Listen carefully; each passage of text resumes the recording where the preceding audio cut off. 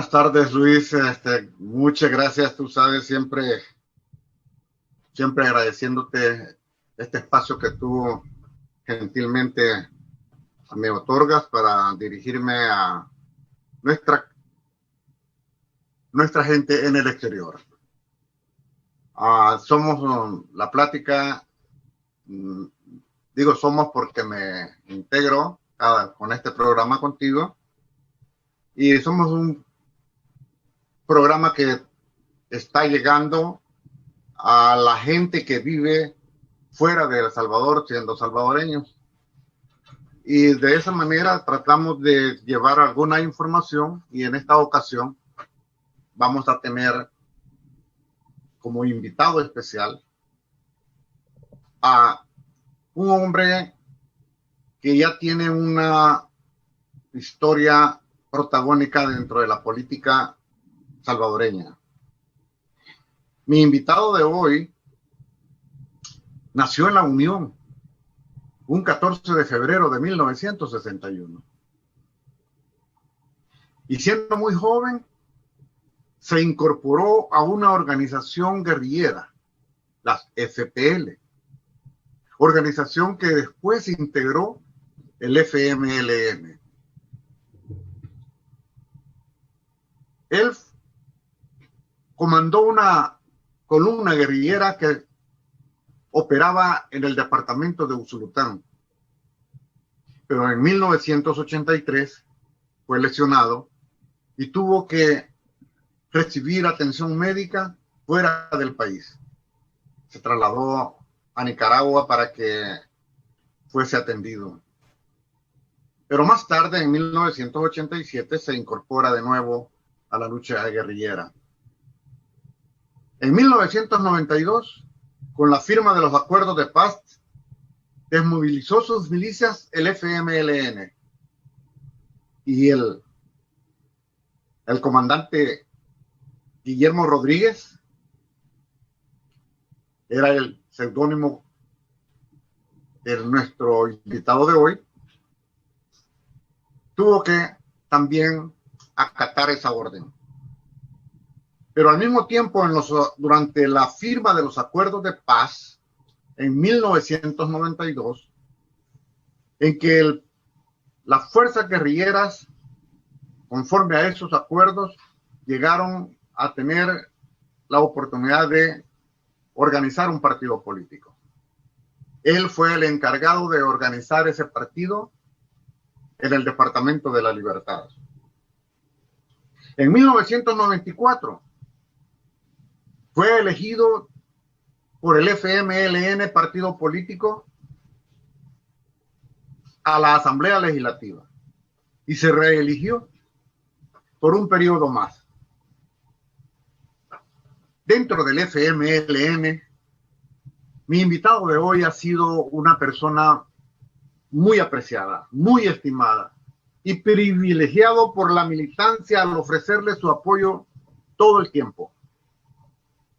Y solo ha perdido 2 elecciones internas dentro del partido, una contra el legendario líder del FMLN, Jorge Chafik Handal, cuando se lanzó como candidato a la presidencia, y él lo retó, no lo retó, él optó también por por esa misma candidatura. Pero también perdió su candidatura como secretario general con Medardo González. Después de los resultados electorales anteriores, en que el FMLN sorpresivamente desciende al tercer lugar, él es nombrado secretario general del FMLN. Estimados amigos, esta tarde, dentro de unos minutos, unos posiblemente 10 minutos, mientras hablamos Luis Alonso y yo, vamos a tener a Óscar Ortiz, ex vicepresidente de la República y actual secretario general del FMLN. Vamos a conversar con él algunas cosas importantes, interesantes, sobre un poquito sobre su pasado, un poquito sobre su presente. Vamos a hablar sobre la actual coyuntura política de nuestro país. Indudablemente, cuando hablamos de nuestra coyuntura política, es indispensable tener que hablar sobre quién preside hoy el Poder Ejecutivo. Hola. Dale, Luis, dale entrada, Luis. Buenas tardes, estimado Óscar Ortiz, bienvenido a la plática. ¿Cómo está usted? Buenas tardes, hermano, buenas tardes. Es un gran gustazo estar con ustedes aquí en la plática. Disculpa, pero estaba aquí en Sonsonate cerrando una asamblea con nuestros candidatos a consejos municipales y el equipo de diputados, pero encantados de estar conversando con ustedes desde aquí de Sonsonate. Y por supuesto un saludo muy especial a toda nuestra familia salvadoreña en Estados Unidos, la diáspora en general. Y estamos listos para contestar cualquier pregunta. Muchas gracias, bienvenido. Y este programa lo va a manejar Raúl Palacios, quien va a tener el gusto de conversar con usted. Para mí es bienvenido en este espacio y se queda con Raúl Palacios. Gracias. Gracias, Óscar, por estar con nosotros en la hora de Raúl Palacios, que se transmite en la plataforma de La Plática. Es un programa que tiene ya alrededor de 4 años y que viene ganando bastante espacio, bastante audiencia con los salvadoreños que estamos viviendo fuera del país, en todo el mundo vía internet. Para mí es un verdadero privilegio que haya aceptado mi invitación. Nos saludamos cuando usted vino a Los Ángeles. Sí. Y en esa ocasión conversamos un poquitito, pero hoy vamos a tener una hora para conversar con usted. Dadas las circunstancias que se están dando, vamos a tratar de que se desarrolle la charla un poco más fluida. Y ya hablé sobre quién es Óscar Ortiz y, bueno, hablar del expresidente de la República, hablar del secretario general del FMLN, hablar sobre su paso a través de los años, desde su juventud, desde los 16, 17 años que se integra al FMLN, Fuerza Guerrillera del FMLN, a través de su incorporación en las FPL. Si hay algo por ahí que me equivoque, usted me hace caer en eso. Hablamos de eso al principio, hablamos también de que usted fue el comandante Guillermo Rodríguez en una columna guerrillera de las FPL en el departamento de Usulután. Hablamos de que fue herido y tuvo que recibir asistencia médica en Nicaragua, pero que después, esto fue en 1983, pero 4 años después se volvió a incorporar a la guerrilla en nuestro país. Hemos hablado sobre que usted ha sido el encargado, una vez que se integró el FMLN a la política de nuestro país como partido político, para poder integrarse como organización política, a usted le correspondió organizar el partido en el Departamento de la Libertad. Hemos hablado sobre que usted ha ganó varias elecciones, se reeligió varias veces como alcalde de la ciudad de Santa Tecla. Me decía Luis justamente, si Óscar no hubiese ido por otra vía, ahí estuviera todavía como alcalde de Santa Tecla. Les decía también a las personas que ya están en línea con nosotros, Óscar les manifestaba de que usted siempre ha gozado del privilegio de la militancia del FMLN. Y tanto es así que usted ha sido solamente en 2 ocasiones, no ha ganado las elecciones en que se ha presentado, y eso fue cuando se presentó contra Jorge Chafir Handal en su candidatura, en la búsqueda de su candidatura a la presidencia, o cuando buscó la Secretaría General con Medardo González, pero después de eso usted ha ganado todas las elecciones y ha gozado del apoyo de la militancia del FMLN, además de todos aquellos afines al FMLN que simpatizan con el FMLN aunque no integran el FMLN. Oscar, bienvenido a la hora de Raúl Palacios. Gracias, Raúl.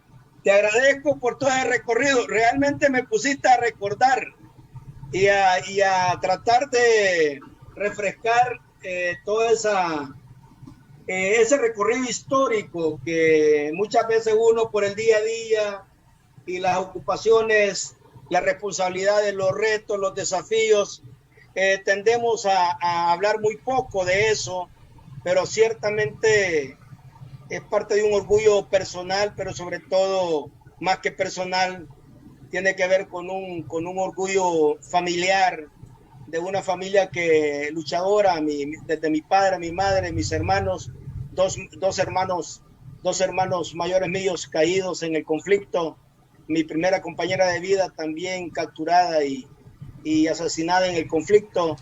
Y tú imagínate que básicamente pasé 10 años en la montaña solo y 2 años fuera del país, dado que salí herido y me tuve que recuperar entre el 85, 86, pero realmente en los acuerdos de paz ya estaba integrado en el frente y estuve básicamente como uno de los primeros de los comandantes más jóvenes al frente de las grandes concentraciones en el marco de la desmovilización. Y bueno, una característica que es bueno que tú has dicho, yo 40 años en la lucha política, desde los 17 años, muy joven, un poco más de 40 años en la lucha política, y bueno, pero además de los 12 años en mi condición guerrillera, he ganado 8 elecciones, estoy invicto. Gracias a Dios no he perdido ninguna elección, 5 como alcalde, 2 como diputado, 94, 97, 2000, 5 elecciones como alcalde de manera consecutiva en Santa Tecla, un modelo de gestión que hicimos como Izquierda FMLN del 2000 al 2015 al 2014, y eso me valió para la nominación a candidato a vicepresidente del país del 2013 al 2014 en adelante, y son 8 elecciones, o sea, nunca he perdido una elección, y bueno, y además nunca la voy a perder porque ya decidí retirarme de competencias públicas. Pero fíjate que en medio de eso tú me recordaste que las únicas elecciones en las que participé y no gané, pero gané, porque en realidad eran elecciones internas del partido. Yo era muy, digamos, en el 2003 junto con Chafik hicimos una de las primeras primarias democráticas de la izquierda salvadoreña y fue un tremendo exitazo. Realmente yo me quedé orgulloso de haber participado y participé junto con uno de los principales liderazgos de la izquierda salvadoreña y latinoamericana, y fue una elección muy reñida, pero yo realmente con mucho orgullo. Y yo digo que ninguno de nosotros perdimos porque era una elección interna.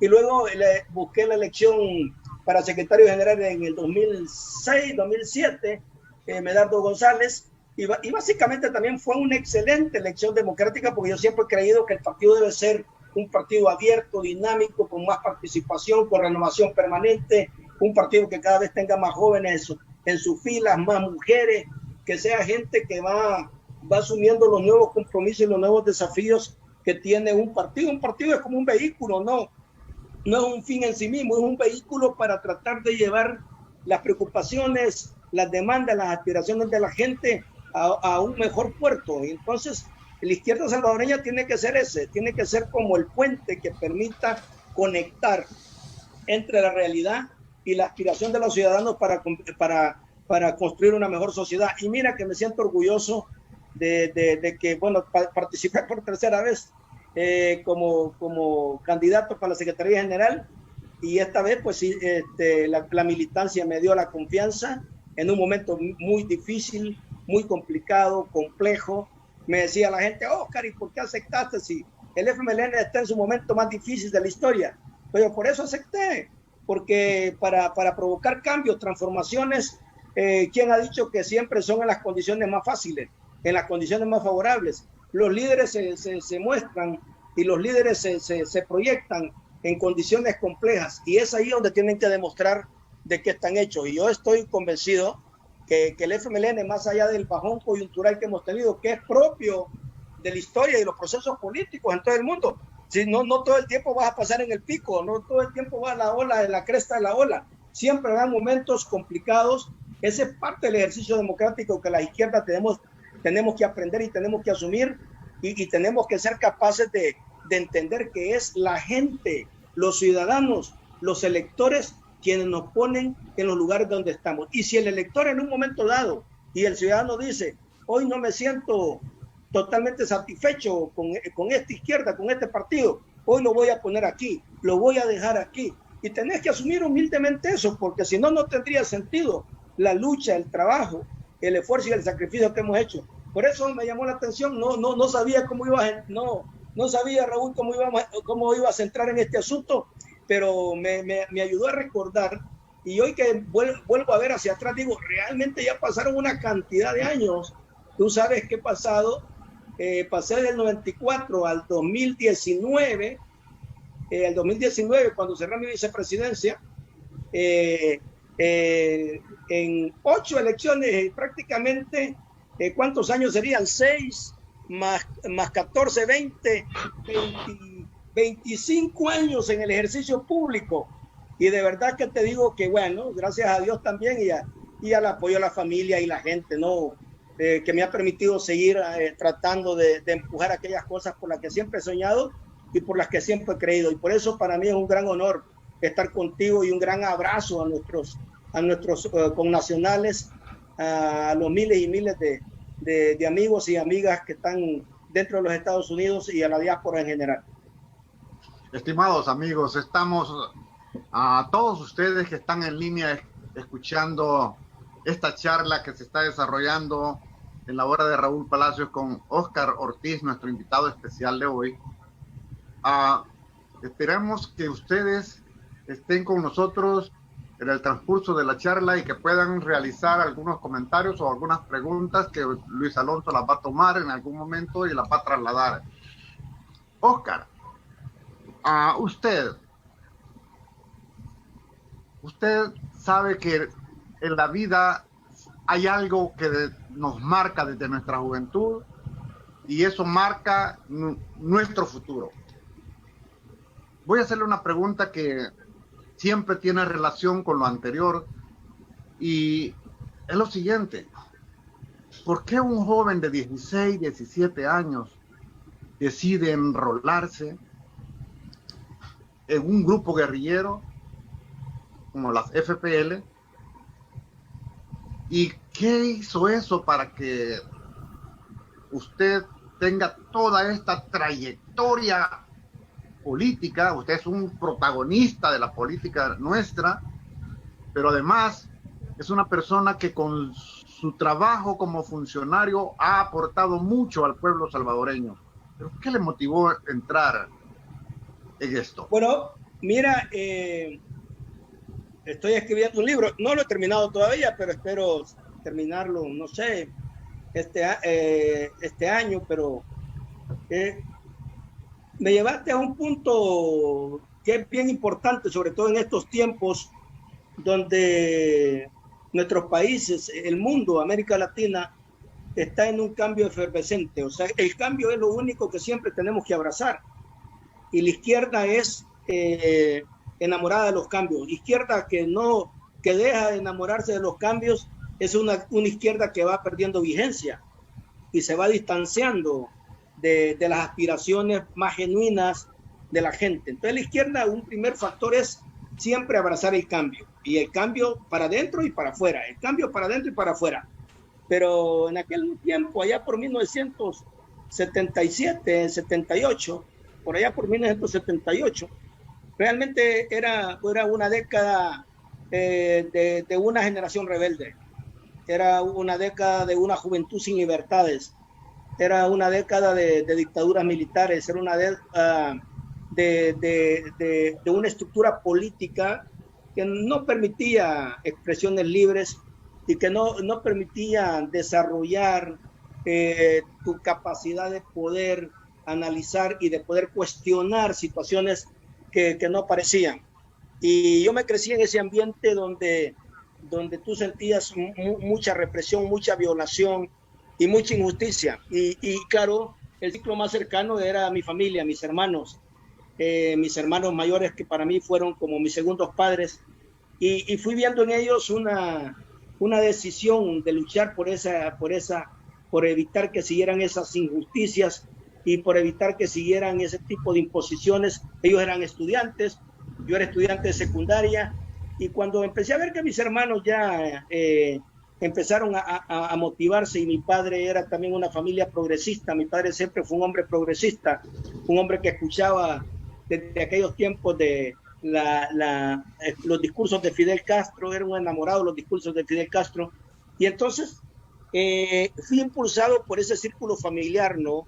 A empezar a creer que algo teníamos que hacer y que teníamos que soñar con algo distinto.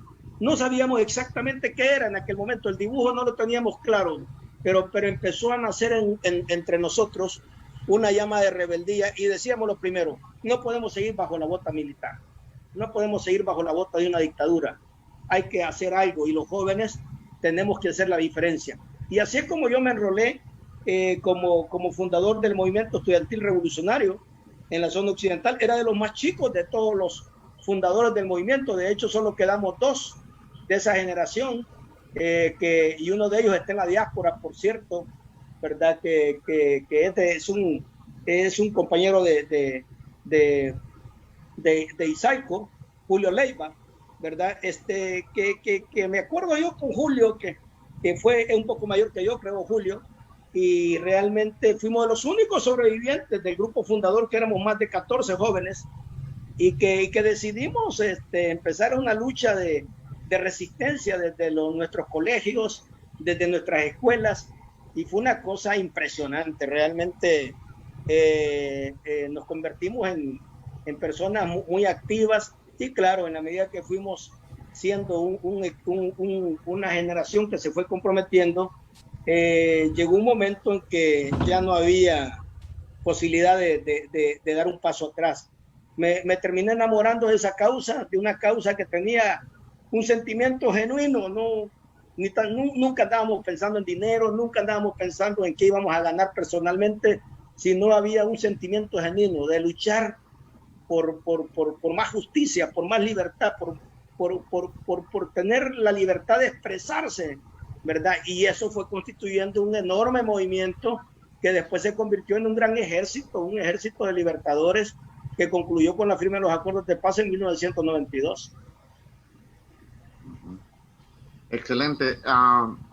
Sabe que lo que acaba de usted de decirnos también me trae a mí recuerdos, porque es bien importante, Oscar, conocer de que la gran mayoría de los hijos siguen de alguna forma la formación que sus padres les dieron, o sí, al menos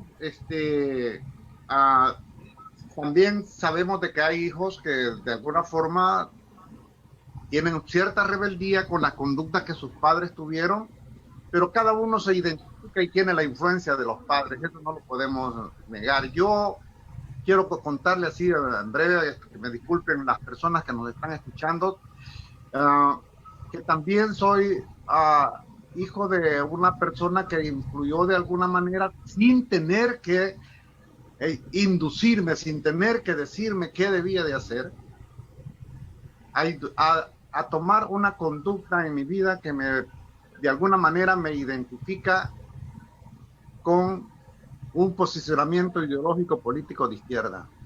No lo puedo ocultar, y cuando estoy en un medio como este, yo manifiesto muy claramente que no formo parte de ninguna de las estructuras políticas del FMLN, pero mi afinidad política y mi posicionamiento político tiene mucho que ver con el FMLN y mi apoyo para el FMLN. Y apoyo a las personas que integran el FMLN cuando están haciendo sus funciones de acuerdo a los principios que el FMLN les ha impartido. Entonces me traje un recuerdo. ¿Por qué? Porque mi papá era una persona que tenía un posicionamiento político semejante allá por el 1933, en la dictadura de Maximiliano Hernández Martínez. Voy a dejar esto para volver otra vez con usted en algo que me interesa también saber. Oscar, a partir del momento que usted se postula como secretario general del FMLN, a sabiendas de lo que manifestó, que teníamos un partido político, se tenía un partido político en una situación bien difícil, cuando usted toma posesión de la forma en que lo encontró a este momento, a este día de hoy, ¿qué hay en usted? ¿Hay una alegría? ¿Hay hay algo que a usted le impulsa y le motiva a seguir trabajando por el FMLN, que al trabajar por el FMLN, indudablemente se trabaja por el pueblo salvadoreño? ¿Qué hay de esa fecha a hoy? Sí, Raúl, realmente buena pregunta. No, yo estoy entusiasmado, estoy optimista. Sé que agarré un partido en una condición de crisis coyuntural que es propio de los partidos de izquierda también, o de cualquier partido que participa en un proceso de cambio político, estructural y coyuntural, y la izquierda salvadoreña y el FMLN no es la excepción. Y yo sabía que la situación que tenemos no podía seguir así. Hemos comenzado un gran recambio en el FMLN y un proceso de renovación profundo de manera gradual. Y yo le he dicho y te lo repito contigo con toda sinceridad, cuando yo acepté la Secretaría General, lo hice con una condición que es de las más importantes: ser el puente de la transición, ser el puente de la conexión entre el FMLN histórico que ha hecho posible los mayores cambios económicos, sociales y políticos de la historia salvadoreña, porque es difícil compararlo con otro tiempo, de la profundidad que esta fuerza política ha logrado proyectar y generar en El Salvador, más allá de que las democracias son permanentemente perfectibles, pero ese legado no se puede negar. Yo he sido parte de ese legado, pero siempre hay un momento en que tú tienes que empezar a transitar, a delegarle, a pasarle la estafeta a nuevas generaciones, al igual como tú decías, a nuestros hijos, a ese nuevo talento, a ese nuevo potencial, a esa nueva aspiración de un segmento importante de mujeres, de jóvenes que están listos para asumir los nuevos retos que también el país tiene.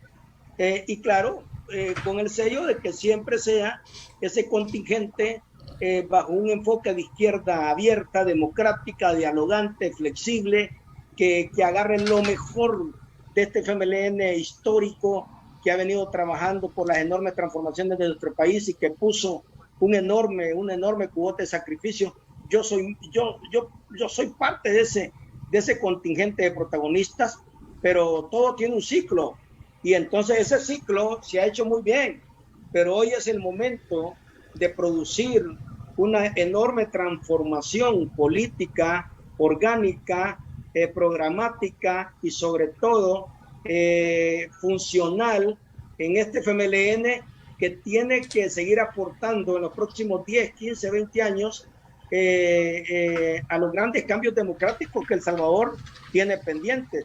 Esta historia no ha terminado, este proceso no ha terminado. La izquierda tiene que seguir vigente, y para que siga vigente la izquierda tiene que encontrarse y tiene que reencontrarse con la confianza, con el apoyo y el respaldo de la población salvadoreña, superar los errores que hemos cometido, reconocer aquellos errores, porque no hay proceso sin errores, no hay proceso sin problemas, pero los aciertos que nosotros hemos tenido en estos 28 años de democracia son muchos, pero muy superiores a los errores cometidos, los aciertos que hemos hecho como frente.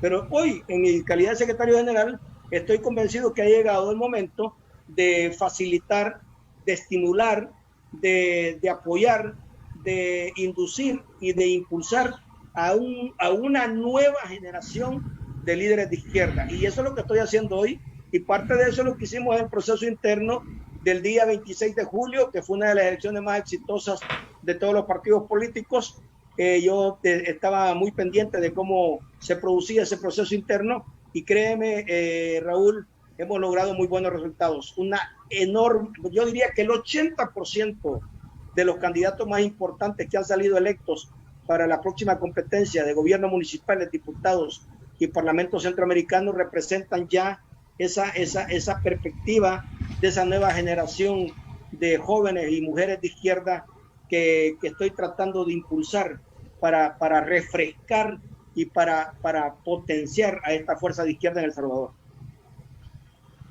Estimados amigos que están en línea, estamos conversando con Óscar Ortiz, ex vicepresidente de la República y actual secretario general del FMLN. Como ven, los que nos escucharon desde el inicio o los que van entrando ahorita, hemos venido hablando con Óscar un poquito de historia atrás para ir acercándonos al presente, como fue la pregunta anterior y la respuesta que él nos dio. Y vamos metiéndonos al presente. Óscar, algo que nosotros hemos observado es que todo el tiempo los ataques que realizan contra el FMLN acusan al FMLN de no dar paso a los jóvenes. Pero hemos visto que es el único partido político que realmente le ha dado, no paso solo a los jóvenes, le ha dado un paso enorme al sector femenino. Es decir, ahora la mujer tiene mucho que hacer dentro del campo político, no como antes, que simplemente eran de ir a dar su voto, estar a la par del candidato a determinada posición como funcionarios públicos.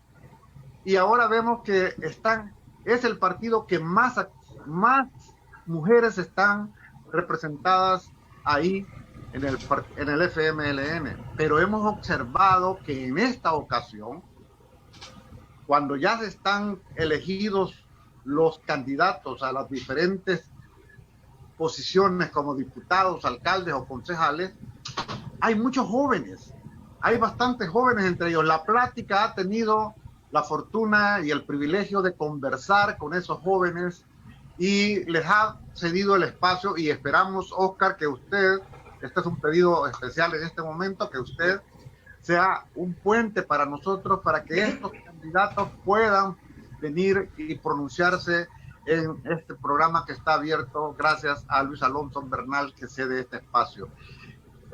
Quería preguntarle, ¿cuál es la esperanza del FMLN para mantenerse como parte protagónica de la vida política de nuestro país y de recuperar de alguna forma a aquellos que se retiraron creyendo en algo que ahora se están dando cuenta que se equivocaron, que fueron engañados, que fueron embaucados?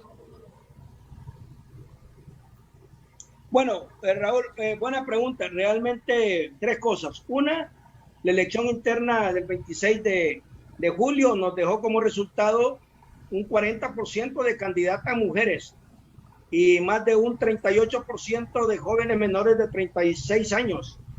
Es realmente impresionante, y sobre todo la mayor cantidad de candidaturas con mayor respaldo fueron mujeres. En el caso de San Salvador, mujeres; en el caso de La Libertad, mujeres; en el caso de San Miguel, mujeres; en el caso de Aguachapán, mujeres; en el caso de Santana, mayoritariamente mujeres; en el caso de Usulután, las primeras posiciones de mujeres, y muchas de ellas mujeres muy jóvenes, preparadas, formadas, profesionales, con su maestría, en licenciaturas. Es decir, tenemos como tú decías, ahí ya hay un ciclo de recambio importantísimo, y porque creo yo que así debe ser. El FMLN siempre fue un proyecto incluyente, inclusivo, un proyecto que cambió ese enfoque de utilitario, es decir, el enfoque utilitario de jóvenes y de mujeres, a un enfoque más completo, más integral, de la equidad de género, el tema de cómo los jóvenes son los protagonistas de la hora y no del mañana. El mañana se construye hoy, y creo que en eso me siento satisfecho del resultado que hemos tenido. Vamos a tener una buena digamos, una buena oferta de candidaturas de esas características. Y bueno, sí, vamos a tener que hacer 3 movimientos. Uno, yo creo que lo que tú has dicho es importante como segundo elemento. Mucha gente, cuando decidió no darnos el respaldo en la última elección presidencial, lo hizo pensando que el actual presidente era de izquierda. Lo hizo pensando que el actual presidente era progresista. Lo hizo pensando que el actual presidente era la modernidad, dado que comenzó con el FMLN como alcalde de Nuevo Cucatlán y luego llegó como alcalde del FMLN como alcalde de la capital, y 7 años estuvo con el FMLN, y fue una coyuntura interna la que provocó un rompimiento, y eso hizo que él optara por otra situación. Y mucha gente creyó en aquel momento que él era el digno representante de un proyecto de izquierda fresco, renovado, diferente, y eso es lo que vendió definitivamente. Un poco diciendo lo que el FMLN no ha hecho, yo lo voy a hacer. Pero resulta que un año ese votante, porque hay que tomar en cuenta, Raúl, que del 100% de los votos que tuvo el actual presidente, el 80% eran votos nuestros. Era voto de izquierda, voto progresista, era voto del frente. Y eso se lo digo yo de la gente con sinceridad, no hay nada que esconder, porque lo tenemos medido, ¿no? Entonces, pero claro, esa gente lo hizo pensando que él iba a ser una persona que iba a mantener ese enfoque.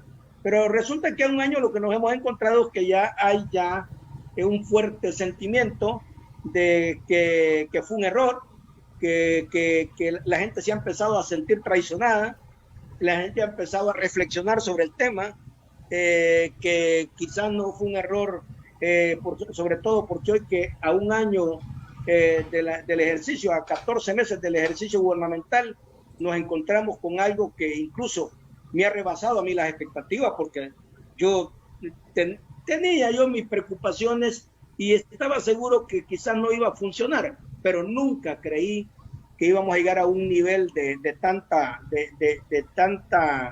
tanto desencanto en cuanto al engaño de este actual presidente. Por ejemplo, primero, ya no representa a la izquierda. Segundo, no es un hombre con un programa progresista. Bueno, se ha aliado con los grupos más conservadores internacionales. Bueno, él ha hecho una tremenda alianza con gobiernos totalmente conservadores a nivel internacional. Nadie aquí, ya todo el mundo sabe que es una persona muy cercana a Trump, ¿no? Pero no solo eso, no es el tema ese, sino es básicamente que también empezó a quebrar aspectos que son propios de un proyecto progresista. Querer dar golpe de Estado, volverle a dar poderes plenos a las Fuerzas Armadas que no se los da la Constitución, ¿verdad? Querer asaltar la Asamblea Legislativa con fusiles, algo que teníamos décadas enteras de no ver eso. O por ejemplo, querer utilizar palabras como que quiere mandar a matar y asesinar a los magistrados y a los jueces que no están de acuerdo con él. O por ejemplo, el tema de comenzar a perseguir con todos los recursos del Estado y del gobierno a sus opositores políticos.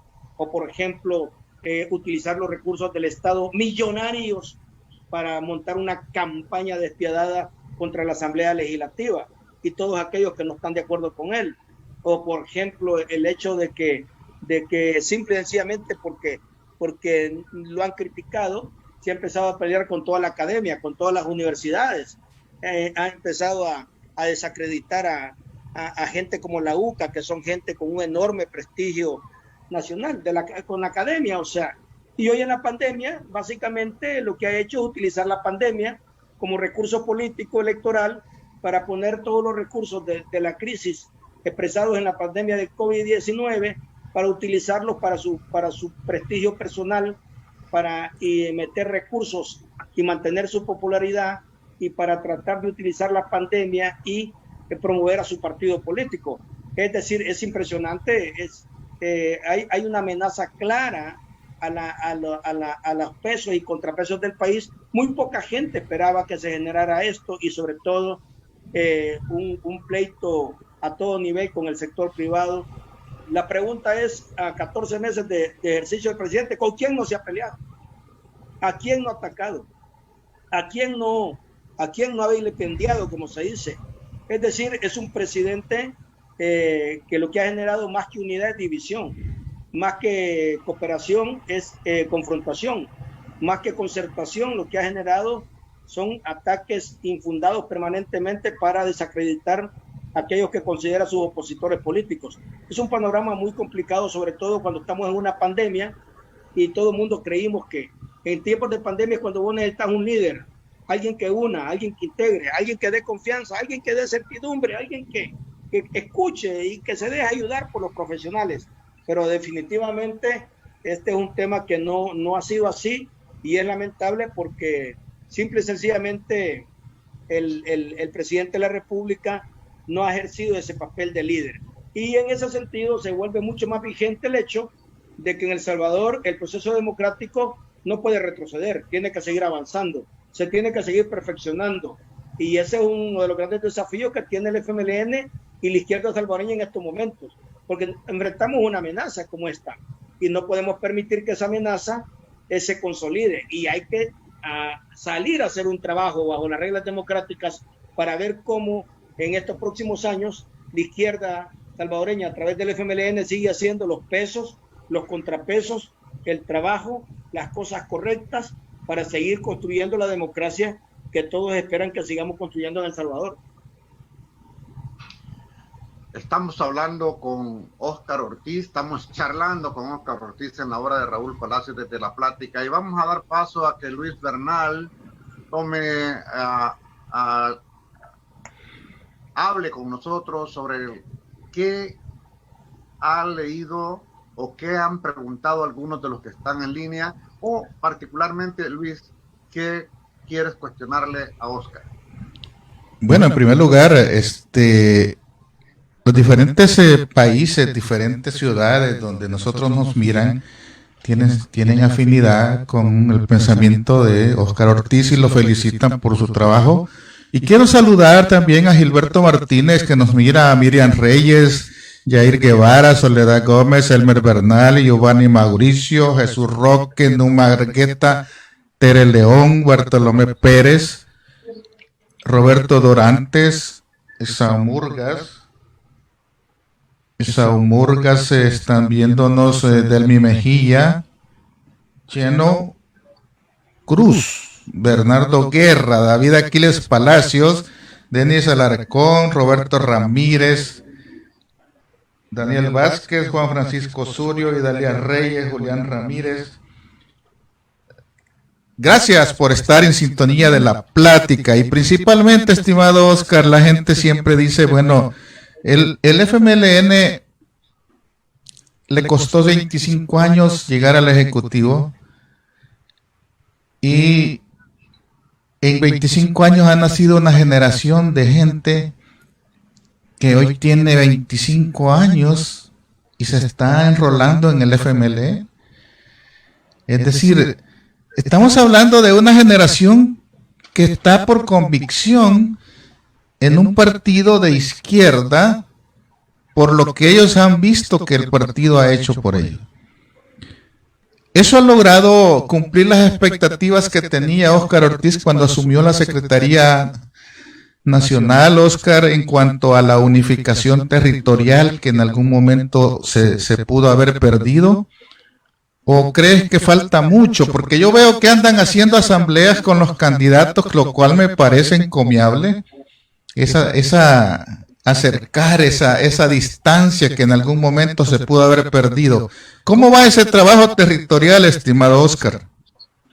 Bueno, Luis, muy bien la pregunta. Sí, mira, yo me siento orgulloso y lógicamente, como al igual que yo, muchos compañeros a los cuales saludo, compañeros luchadores de los años 70, 80, 90 y también acompañantes y luchadores de este ciclo de los últimos 28 años de democracia que está viviendo el país, porque por convicción, como tú dices, y también por sueño, han venido acompañando todo este proceso. Pero ciertamente, como pasa en otros países, en otra democracia, en otros procesos de los partidos, en el mismo Estados Unidos, tú ves que los demócratas a veces están 2 periodos, los republicanos a veces están 2 periodos, pero no solo en Estados Unidos, en todas partes del mundo. Y claro, la izquierda es un aspecto que tiene que integrar en toda su experiencia y su acumulación de aprendizaje, es que nada es permanente y que todo cambia, y que así como hoy podemos estar en el gobierno, mañana podemos estar en la oposición, así como hoy podemos ganar un gobierno municipal, mañana podemos no estar al frente de ese gobierno municipal, y que así como podemos tener hoy mayoría parlamentaria, mañana podemos ser el primer partido de oposición. Esa es la esencia del ejercicio y la plataforma democrática que hemos venido construyendo. Ahora, ¿cuál es la lección de la izquierda salvadoreña? Que eso implica que en cada periodo, en cada etapa, los nuevos segmentos poblacionales van poniendo cada vez la vara más alta. O sea que lo que a mí me satisfacía hace 20 años ya no me satisfació. Que a mí lo que me generaba, por ejemplo, una buena calificación de alguien hace 10 años, hoy básicamente tengo una expectativa diferente. Y entonces hoy tenemos un momento en el cual precisamente tenemos una generación de posguerra, de posconflicto, que nació allá en los años 90, que nació después de los acuerdos de paz, la mayor parte de ellos que son jóvenes menores de 35 años, que aprecian todo lo que se hizo, aprecian los acuerdos de paz, reconocen el enorme aporte que dieron las fuerzas políticas que ahora seguimos siendo vigentes, pero que demandan algo más, requieren algo más, y que es más participación, más protagonismo, más apertura, una sociedad más equilibrada, más equitativa, un medio ambiente más sostenible. Hoy están otros temas en los cuales no cambian los principios, no cambian los valores,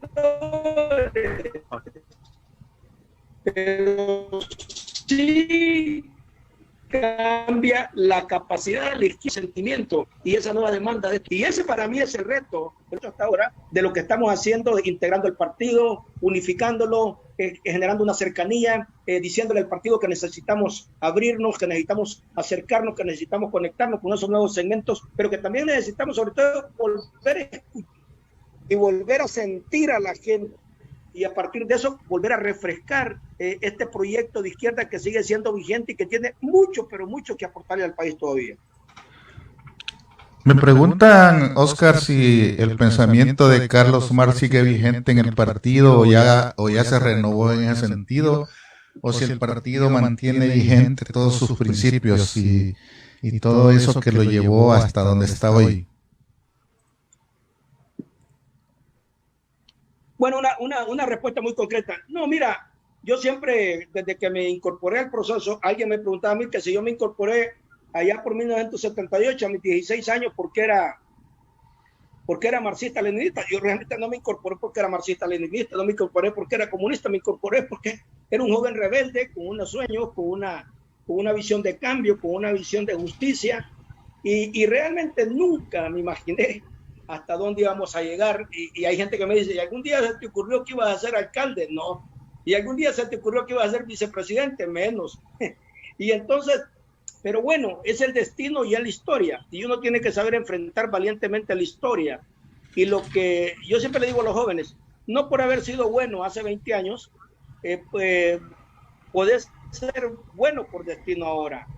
Hay gente que cree que porque fue buena hace 30 años, o fue consecuencia o fue una gente que tenía prestigio hace 20 años, 15 años, cree que eso le va a durar para 15 años después. Y yo digo, no, el liderazgo se construye todos los días.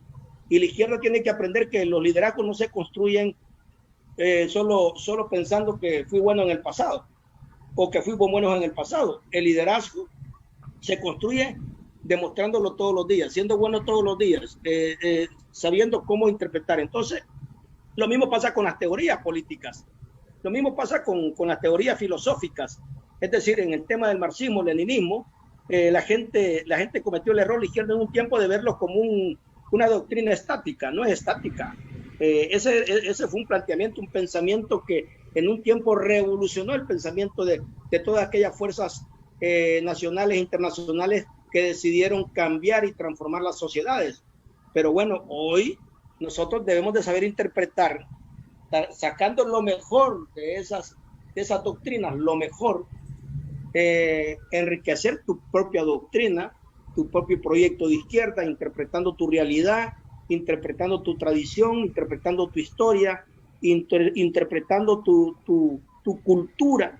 Y creo que hoy más que nunca la izquierda salvadoreña, y en este paso estamos como FMLN, tiene que encontrar su propia fuente de pensamiento, de convicciones y su propia plataforma y su propia doctrina fortalecida en términos políticos, en términos ideológicos, que tiene una conexión con el campo internacional, pero que sobre todo la verdadera fuente de tu doctrina debe ser tu gente y sus aspiraciones, debe ser tu gente y sus sueños.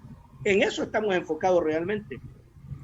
Óscar Ortiz, está el FMLN en este instante, así como estaba Óscar Ortiz cuando era diputado, está en el área de la oposición.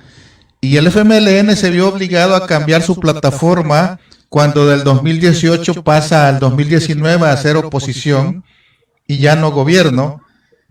¿Eso lo obliga al FMLN a replantearse una plataforma legislativa para el 2021 o ya la cambiaron? Bueno, mira, lo que no cambia de digamos lo que como una persona, un proyecto, una fuerza como la que representamos nosotros, con los valores, con los principios que hemos acumulado y que nos alimentan, siempre debemos de estar listos para actualizar tu pensamiento, para actualizar tu planteamiento. Lo que se mantiene en el FMLN es su visión transformadora de la sociedad y lo vamos a seguir haciendo. Y no importa si desde el gobierno o desde la oposición. Claro, ¿qué es lo que cambia nada más? Son las prioridades. Cuando tú estás en el gobierno, puedes dinamizar muchas cosas. De hecho, en 10 años es muy difícil. Y si no, yo reto a quien sea a que me diga qué gobierno en la historia hizo más cosas de las que hicimos nosotros en 10 años, del 2009 al 2019. Hasta ahora no hay gobierno que nos supere no solo en proyectos, no solo en programas, no solo en obras, no solo en el impacto social que generamos. Por supuesto, no es suficiente todavía. Hay mucho que hacer, pero nosotros hicimos lo que creímos que se podía hacer. Cometimos errores, sí, pero los aciertos que hicimos en el gobierno como un partido de izquierda fueron muy superiores a los errores que cometimos. Hoy la población nos tiene coyunturalmente en la oposición. Hay que ser respetuosos con el electorado. Y hoy lo que estamos trabajando es una agenda, una plataforma, un programa que siempre con esa mentalidad transformadora pueda conectarse con lo que la gente espera de nosotros del periodo 2021-2024. Una oposición dialogante, una oposición valiente, firme, coherente, pero una oposición lista también para votar por todas aquellas cosas que sean buenas para el país, que sean correctas, que sean transparentes. Y en eso es lo que estamos trabajando, y sin duda alguna nuestros candidatos tienen que reafirmar ese pacto social, económico y político con el electorado salvadoreño en estos meses que quedan. Estimado Ortiz, ya para cerrar en estas preguntas, Julián Ramírez pregunta algo parecido a lo que voy a plantear, donde al FMLN se le criticó mucho porque dijeron no acepta la crítica y se ha alejado de las bases. ¿Ha cambiado eso un año después de que usted retoma la Secretaría General, estimado Óscar? Bueno, esas son de las lecciones más fuertes que recibimos y hay que ser autocrítico, claro. Hay gente que me ha dicho, mira, Óscar, puchica, así me dijo, hay una palabra que se utiliza aquí mucho, puchica, así como que dice, mira, Óscar, qué triste va que la gente no haya acompañado y se haya confundido. No es posible, porque él estaba muy dolido porque la gente no nos votó en el 2019. Le digo yo, no, mira, lo cierto es que la gente nunca tiene la culpa. La gente al final siempre tiene la razón, y la gente al final, la decisión que toma es a partir de un sentimiento, a partir de una percepción, a partir de una emoción y de un análisis. Por lo tanto, los que tenemos que reflexionar somos nosotros. ¿Qué no hicimos bien para no retener la confianza suficiente de la gente? Y en eso hemos estado y vamos a seguir. La gente siempre tiene la razón. Lo que tenemos que volver a reconectar con la gente somos nosotros como partido político y como izquierda. Y en eso estamos, Luis. Ok, Oscar, muchas gracias por su respuesta. Los saludan muchos de sus seguidores. Y por supuesto, dejo para Raúl el cierre. Luis, encantado, Luis. Un fuerte abrazo para ti. Gracias. Muchas gracias, a la orden. Un momento. Bueno, Oscar, ¿está ahí? Sí, aquí estoy ya listo para cerrar. Ok, estamos llegando a la parte final de los 2 puntos finales para cerrar y respetar su tiempo, que es muy ocupado. Usualmente aquí dejamos hablar bastante a nuestros invitados, pero comprendemos que su tiempo es bastante limitado y agradecemos que nos haya otorgado ese tiempo. Pero tengo 2 preguntas más que hacerle y de la mejor manera, si es breve, pues magnífico, y si se quiere extender, está libre para hacerlo. Lo siguiente: cuando el presidente de la República, Nayib Bukele, tomó posesión, en su discurso y en su juramento, al Ejército Nacional, pidió fidelidad hacia su persona y no hacia la constitución política de nuestro país. Durante la pandemia ha tenido una conducta en la cual se manifiesta bastante prepotente y ha hecho ataques directos contra los otros 2 poderes del Estado, el poder legislativo y el poder judicial, en especial a la Sala de lo Constitucional. Hicieron, no lo hizo él, pero sus agentes, su gente afín a él, como el caso de Walter Araujo, hicieron un llamado a la insurrección. Es decir, quisieron levantar el pueblo contra los poderes del Estado antes mencionados. Lo del 9 de febrero es un acto que no se puede esconder. Mi pregunta es un poco, quizá, no será difícil para usted responderla lógicamente, pero esta es la pregunta. ¿Estamos realmente enfrente de una persona que se proyecta como un dictador?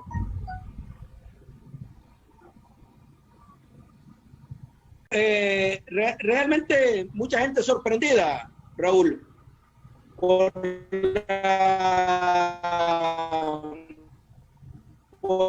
la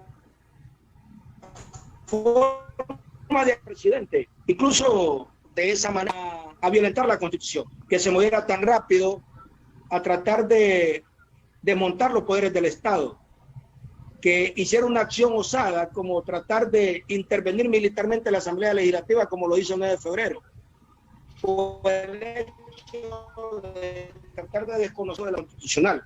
Pero lo más dramático es amenazar públicamente a sus opositores políticos. Eso en democracias modernas, en democracias actuales, eso es inaceptable.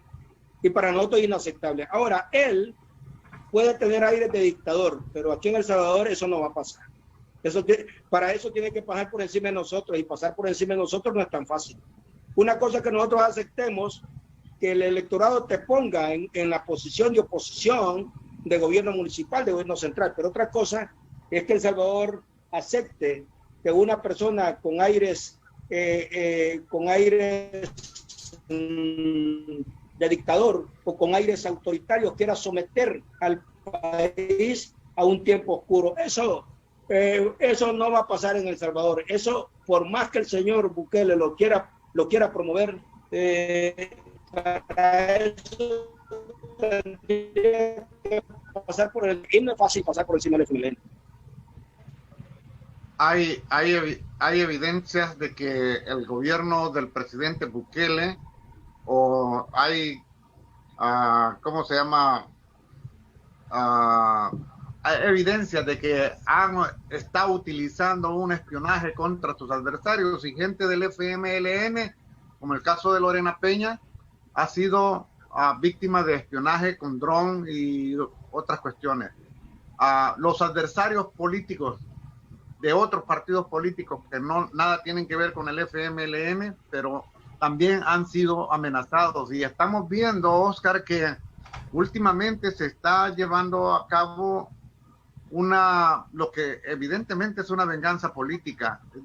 Es decir, cuando vemos casos como el que está ocurriendo contra el contra el expresidente del COENA, al señor Davidson, y lo que está ocurriendo hoy, justamente hace unos pocos minutos me acaba de llegar una noticia en la cual el diputado Rodolfo Parker está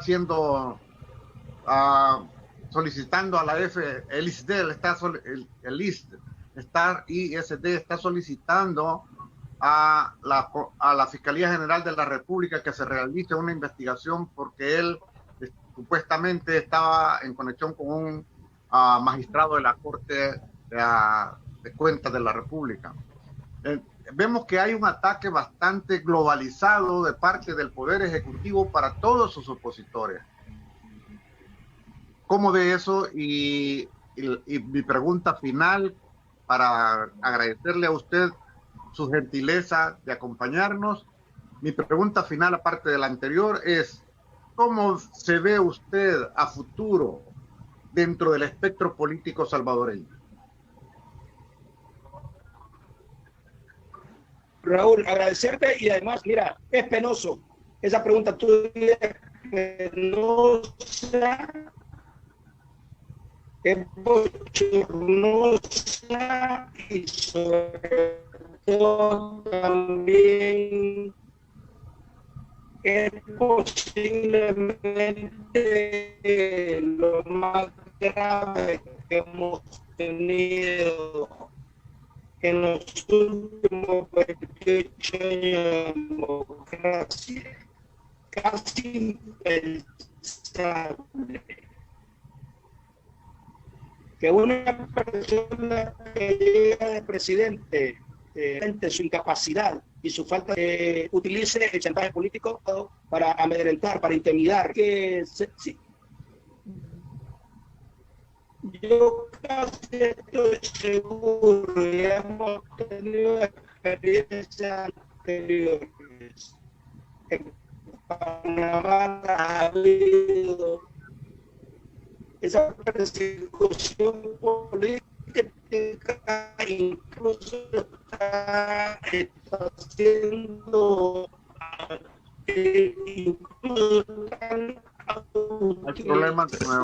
Es imposible entenderlo, Oscar. Medios tecnológicos masa tiene que funcionar y uno no puede intervenir. El imputa no se le puede declarar contrario. ¿Sí? ¿Cómo se escucha hoy? Sí. ¿Cómo se escucha? Ahorita sí. ¿Cómo se escucha? Ahorita sí. Bueno. No, que te digo que es bochornoso. Era impensable, pero además es sin duda alguna inaceptable que a estas alturas un presidente de la República en una democracia como la nuestra esté utilizando recursos que solo se utilizaban en tiempos de conflicto, en tiempos de guerra.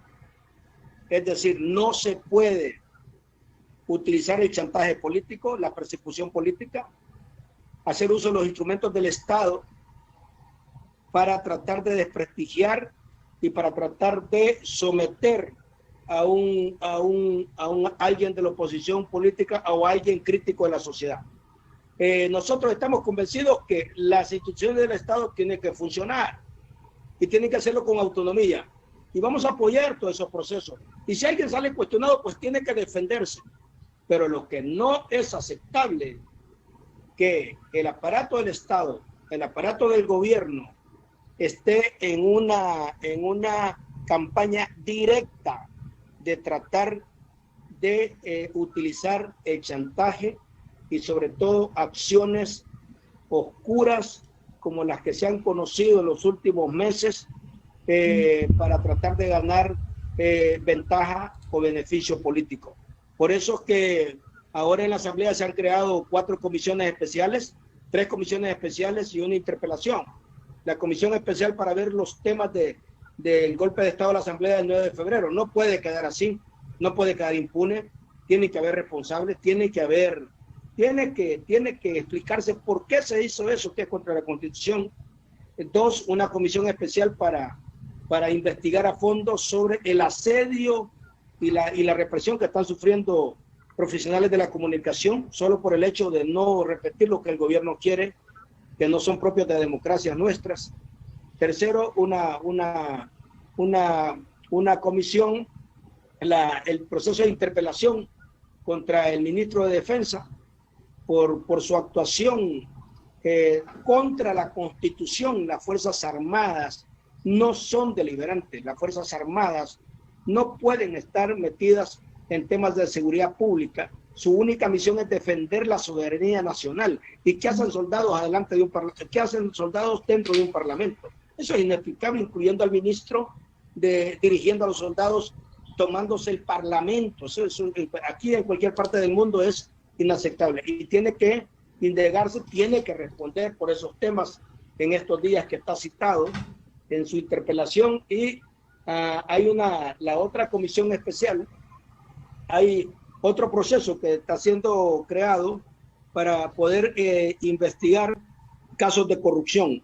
Tú sabes que este gobierno ha roto récord. Solo en los primeros 14 meses tiene demandas por más de 125 casos de corrupción o de situaciones anómalas con los fondos públicos del Estado. Entonces, estamos en esa lucha. Ojalá, y estamos en medio de una pandemia también, nosotros vamos a seguir trabajando como FMLN, abiertos. Hoy más que nunca se requiere de liderazgos fuertes, sensatos. Parece ser que el presidente no tiene esa formación, pero como FMLN y este servidor va a seguir propiciando acuerdos en aquellas cosas que sean buenas para la gente y buenas para la familia salvadoreña, pero también vamos a seguir siendo una oposición firme, valiente en lo que se requiera. Y por eso te agradezco el espacio en este programa y sobre todo a ti, Raúl, y a Luis por la forma tan franca, tan sincera y tan directa para poderme hacer las preguntas que espero que haya podido contestar de la manera también más abierta y yo diría también más honesta de cara a toda la familia de la diáspora que nos escucha y nos ha conectado en esta importante entrevista. Estimados amigos que están en línea, escuchándonos, viéndonos a través de la plática, escuchando al ex vicepresidente de la República, actual secretario general del FMLN, el señor Óscar Ortiz. Este ha sido un verdadero placer que ustedes nos hayan concedido ese privilegio de estar con nosotros. Agradecerle a Óscar Ortiz por su gentileza de estar con nosotros. Esto ha sido un verdadero privilegio que Óscar nos haya dado este tiempo. Luis va a cerrar el programa y solamente le pido a Óscar que se quede dos minutitos cuando cierre el programa fuera del aire.